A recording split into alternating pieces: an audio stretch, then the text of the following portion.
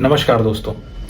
चेरापूंजी की खूबसूरत वादियों के बीच में एक वाटरफॉल बसा हुआ है जिसका नाम है नोहकाली कई। वाटरफॉल तो बहुत खूबसूरत है और उसके पीछे एक माँ के दर्द की अनसुनी कहानी है जिसके बारे में इस वीडियो में आइए बात करते हैं। लोकल्स की माने तो नोहकाली कई फॉल के पास में एक गांव है जिसका नाम है रंगजिरते। आज से कई साल पहले उस गांव में एक औरत रहा करती थी जिसका नाम था लिकई। वो औरत अपनी बेटी के साथ उस गांव में रहा करती थी और उसका पति मर चुका था। अपनी बेटी को पालने के लिए लिकई ने दूसरी शादी कर ली।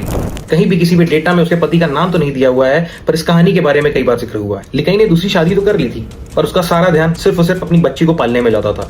वो अपना सारा प्यार सब कुछ अपनी बच्ची को दिया करती थी और कहीं ना कहीं इस बात की जलन धीरे धीरे करते करते समय के साथ उसके दूसरे पति के अंदर भरती चली गई। वह ना चाहते हुए भी धीरे धीरे अपनी दूसरी औलाद यानी लिकई की पहली बच्ची से नफरत करने लगा और इस नफरत ने समय के साथ जो रूप लिया वो बहुत ही खतरनाक था। हर रोज की तरह लिकई अपने काम पर चली जाती है। घर में बसते हैं सिर्फ दो लोग, लिकई का पति और लिकई की बेटी। लिकई के पति के अंदर उसकी बेटी के खिलाफ इतना ज्यादा जहर भर चुका था कि उसने आप देखा न ताओ सीधा उसकी बेटी को जान से मार दिया। और नफरत इतनी ज्यादा कि सिर्फ जान से नहीं मारा, एक कुकर में डाल के उसके मांस को पका भी दिया।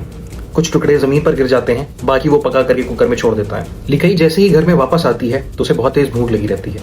वो सीधा किचन में जाती है, कुकर से सब्जी निकालती है और खाना खाने बैठ जाती है।